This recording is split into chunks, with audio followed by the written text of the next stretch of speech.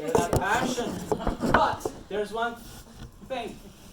I need you to first take a hint of what we're gonna be facing with regards to this brand.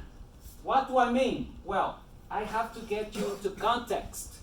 I have to give you some reference, okay? A frame of reference. Okay, so we're gonna begin. We're gonna be talking about the 19th century, guys. Why is it important? It was a very nice century. I mean, for real. In honor of the truth, it has some hiccups, okay? For example, wars. Yeah, no, actually, it was very peaceful. The 19th century was very peaceful compared to the century before and the century after, correct? Yes.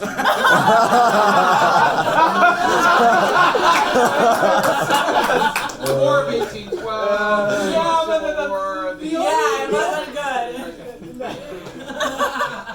But if you compare that with the 7 Years War, and the First and the Second World War, it was an interesting century. Yeah, it was okay. Now, take it from me, not from him.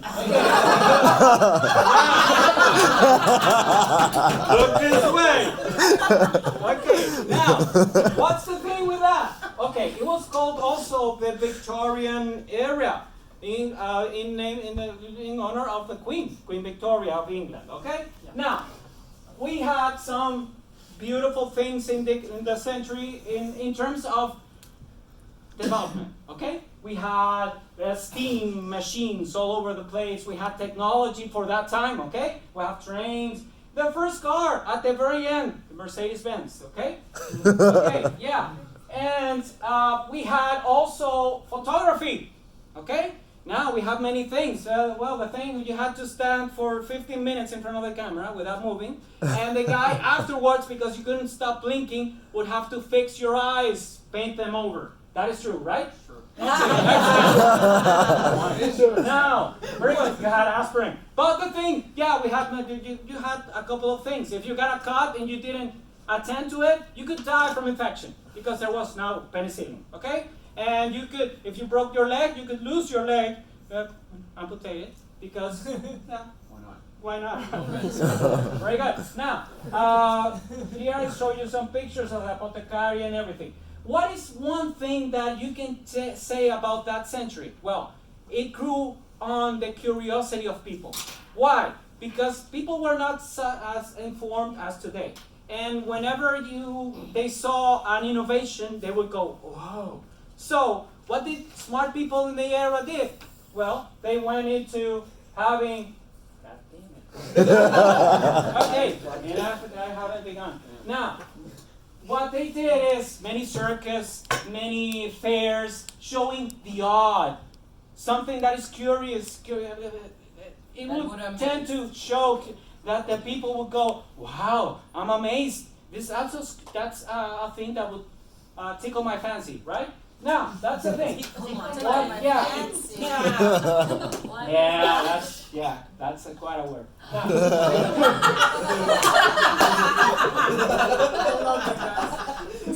You see the art from the era and how they did everything. That is something I want you to get into. The atmosphere. Yeah, and that's something that you should take into consideration for the next thing. Okay? Enough about history. Now, what do we have? Brand history of them, Hendrick's. Good. Now, in 1886, William Grant and Sons Whiskey Distillery, 1886, they founded that distillery. And more than a century later, seeing the gap in the market, those guys decided to release a premium gin in 1999. I know what you're thinking. Gus, but you were talking about the 18th century. They have 1886 in their label. That's so nice. Well, you can blame them because they use good marketing. They sell you on the idea that everything is tied to that era. Why? Romanticism. Brand romance. Yeah. Okay, now, what else? They decided to take their master brand blender, David Stewart, and also Leslie Gracie, which is the current master blender, to make a new spirit, okay? And they decided to make a gin, and that's the thing. We are here because of that. This girl with a long ponytail, it's not a girl, it's a woman. Yeah, this woman had the vision to make the gin very different, or somewhat different to the current standing. Why? Because she said, I love, like every British loves, cucumber sandwiches. She loved them. She also loved gardens, Victorian gardens. And she decided to do the gin with that, okay? So, this is the new place. This It's not from the 90s. no, it's not. You can see that it's very modern and stuff. Yeah, and so we come to the ingredients of Hendrick's. They have 11 botanicals plus juniper. What happens with juniper, guys? Can you have a gin called gin without juniper? No. No. Good job. 5 points for that.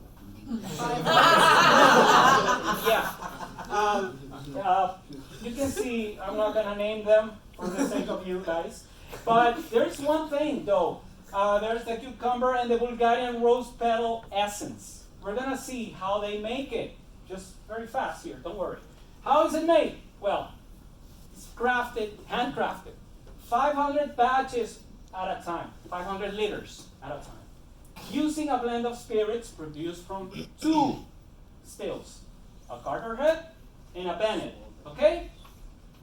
Now, how do they do it? Well, in the Bennett, they put in the heavy oils. Why?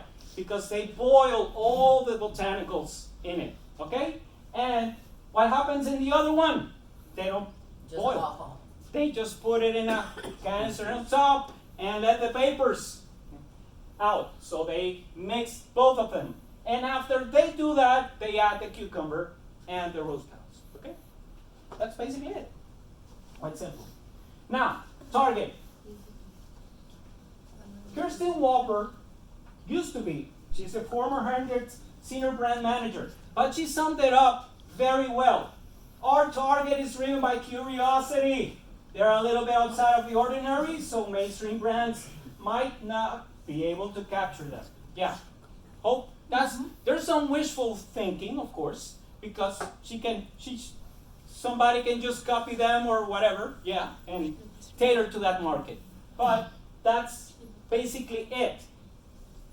Hendrick's wants to cater to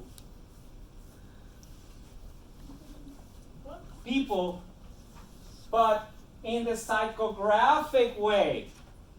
Why? Why psychographic and not demographic? Well, they are catering first to the odd people around, the people that like things that are not very ordinary, that tend to amaze them, okay? So, they go for their attitudes, their lifestyle, people who like exotic things. They also go for people who are normally more cultured than normal. Yeah, hence the both words. Now, when you see that, you can immediately go at why are they a little different in their category. They tend to go for that, for the psychographic, and then when they applied this, they ended up with a young demographic. Incredibly, most of their consumers are between 20 and 30 years old. People with money. Yeah, they're expensive, I know. But I'm giving you the reason, the reasoning behind it, okay? Their work, okay. Now, Yeah, I can take it over. oops, too fast. Am I going forward or back? There we go. All right. Thanks so much, guys. No. I'm saying. Okay. Positioning. All right, let's go through Hendrick's positioning. Hendrick's is positioned as a unique premium gin. They emphasize their oddness and uniqueness and look to spark curiosity. Their tagline, a gin made oddly, fits perfectly with the essence of the brand and states the main product differentiator. Obviously, they're a little different because they use two types of stills, which most use just one type of still. And traditionally, all gin is made in England, London, England. London Dry. Whereas this gin is made in Scotland. The uniqueness of their flavor as a result of an out of the ordinary distilling process, as I just said. And no other gin tastes like Hendrick's because no other gin is made quite like Hendrick's. It's their unique selling proposition. For the curious and out of the ordinary, Hendrick's gin provides the best quality and the most unique flavor, with an emphasis on unique flavor, trying to attract, I think, people that think maybe they're unique in themselves, but also value uniqueness as an idea. All right, and then this is just some of their brand design, which highlights the uniqueness, oddity of the Victorian style era, and you can also see that in their sort of the bottle design, the apothecary style design. Packaging. So there are currently, it is sold like this, the apothecary style bottle. And the 750 ml is their most widely sold. It's models of 19th century Victorian apothecary. They have 3 product offerings, 2 iterations on the original version. So they've got the original, they've got the Midsummer Solstice, and then they've got the Orbium, which is quininated, and I think has something else in there as well. And this one focuses on summer botanicals.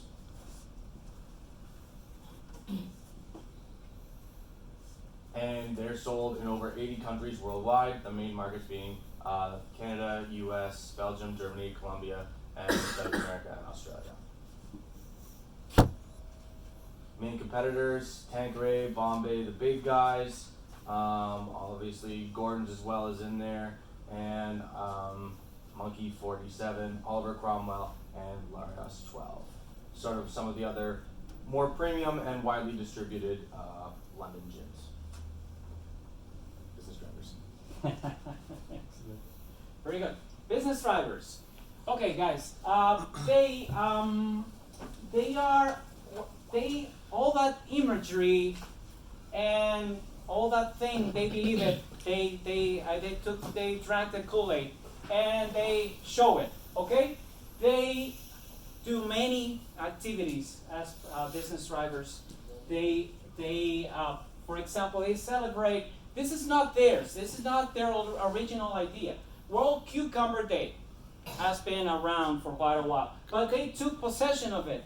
How? Well, they just say, well, our gin is based on cucumber. That's one of the stronger flavors. So why don't we make the cucumber something out of the ordinary too? So we're gonna support this fair. We're gonna do activities in bars on World Cucumber Day, and also they do from time to time, because it's quite expensive, of course. They do activities that send you back to that era, to the 19th century, where they have, they take you to that time, basically. They have people that show you curiosities. Alice in Wonderland. Yeah, Alice in Wonderland, you can say that very well. And people get immersed into that. They are quite successful. Whenever they have those shows, the attendance is quite remarkable. People follow that. How? Well, they have a strong presence on social media. If you go to their webpage, you can see immediately what I'm talking about. Also on YouTube, you can see their ads, and they do ads specifically for YouTube, and they're quite long, and you can see the amount of money they put into it. It's not just anything, okay? So they stick with their theme all over everything, okay? You can see it here also. Even a hot air balloon. They actually brought that. They brought the hot air balloon to, I think, Nathan Phillips Square 2 years ago for New Year's Eve. I think they did it. Or no, Nuit Blanche. They brought it for Nuit Blanche. It was really, really cool. They also have this truck that goes around, and there's another thing. They also use, if you go to our webpage again, they have this curious little thing that's called the Hendrick's Department of Not So Convenient Technology. It's incredible. They have artifacts they built like this, which has a megaphone, right? But it's very curious. They sell those. They're very limited edition, of course. They're not cheap. They sell those, and they take those to the activities sometimes to show them off. So you can have a sense of all the design of the era and all the technology. Keys to success. Well, their self-proclaimed oddness is a stronger brand differentiator. It translates to everything they do, from marketing to brand image. All the projection that they do is based on that. You can see it all over their ads, and you can see all the era all the time. You see the same thing all over the place. That we think it's their key to success. They are able to. They are the antithesis of Pepsi in every way. They go with their brand. They go with everything that they have. They don't make changes to that theme. They stick with it, and that's why they have been very successful. Okay, so now we're gonna time to drink. Thank you.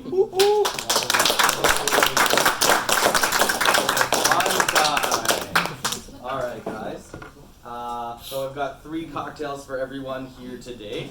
We're gonna do a gin and tonic, a Negroni, and a Tom Collins. And all 3 of them vary in terms of I'm gonna set the cups up for me. In terms of how pronounced the gin is. So obviously a gin and tonic or a G&T, very gin forward in flavor. Then you go with a Negroni, sort of middle of the road, equally balanced in parts, 1/3 gin, 1/3 Campari, 1/3 sweet vermouth. And then lastly, we're doing a Tom Collins. This is for, I think, anyone who really doesn't like gin. It's not very pronounced in the flavor. It's very summery, very fresh. If you like something like a mojito or a margarita, this is probably your entry point for gin. So we'll start with the little G&T. We'll go with the most pronounced version, then we'll move to the Negroni, and finally we'll go to a Tom Collins. So just, again, social responsibility standpoint, anybody driving? No. Nobody driving? Okay, good. So just make sure, so know your limits. We are going to be having 3 cocktails here, so just you guys know your limits. Are you driving? So officially, I said what I said. Are you walking?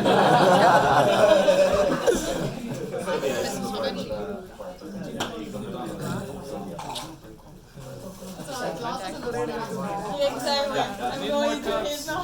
Your daycare room. Okay. Oh, your garnish. For you. We done it.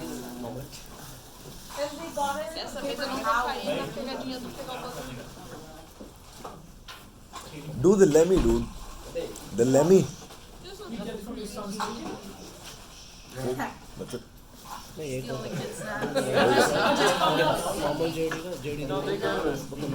हाँ, एक तो NEET मैं suggest करूँगा NEET दे देना और उसके बाद हाँ उसके बाद जैसे तुम थोड़ा पानी डालते हो फिर टेस्ट करो उसका डिफरेंट रहता है आइस डाल के डिफरेंट रहता है ऐसे डिफरेंट मतलब थोड़ा चेंज करते ना लाइक ड्यूरिंग द प्रेजेंटेशन तो बेसिकली तो वो टेस्ट भी चेंज होते रहेगा जेडी होने का कोई ये मैंने मतलब हमने अभी सोचा है do a whiskey sour man like add egg and all it's an awesome cocktail bro बहुत इजी है इजी है बट मैंने कभी अच्छा अंडा नहीं खाया क्या नहीं अंडा मैं खाता हूँ लेकिन अभी ड्रिंक में वैसे नहीं egg yolk just egg yolk नहीं sorry egg yolk egg white sorry पता नहीं ना कोई ओ हाँ यार मास्टर का नॉनवेज खाता नहीं है कच्चे अंडे भी कोई प्रेफर करता नहीं है कुछ नहीं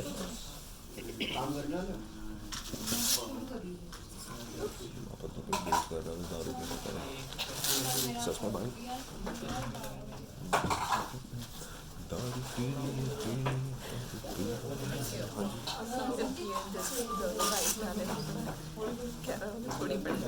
उसको भी जल्दी पी लिया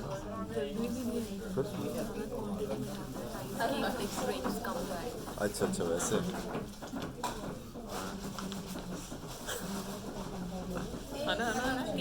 Should I wait for them or should I pass it?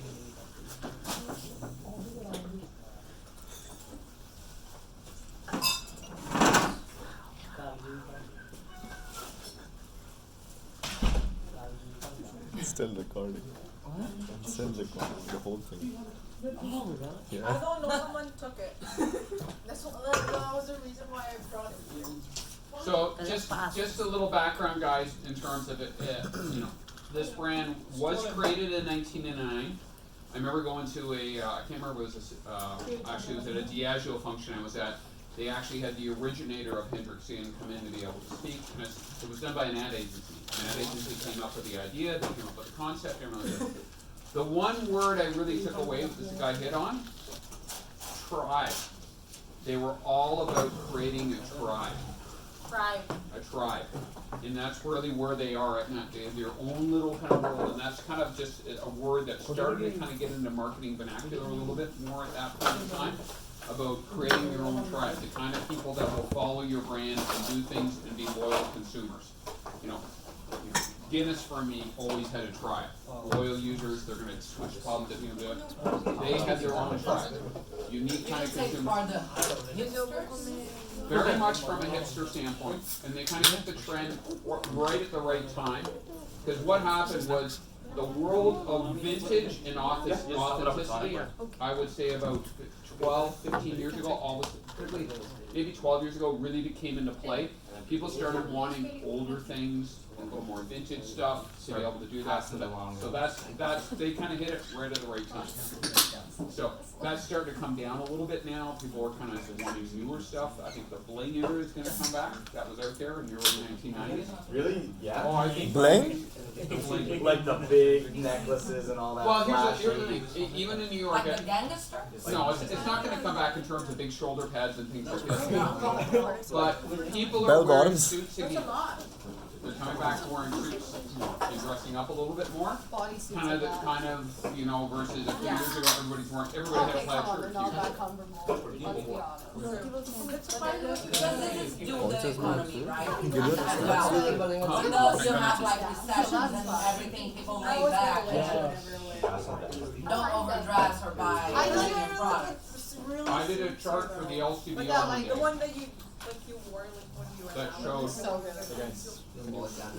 I call it Oh. grunge music. That's all we उसकी were. बात करें Yes, Yes, Oh grunge yeah. music, plaid shirts. So Pass it on. So you think about it in terms Pass of it on. Amazon, There you go. recession's not good. Yaar update. Neil Young, all that kind of stuff, it all came along from the recession, people drink a lot more whiskey. This for you. Josh, so we already have it. One more. We're gonna make the new products, and then hopefully by the time they finish their gin and tonics, we can reuse those glasses. Yeah.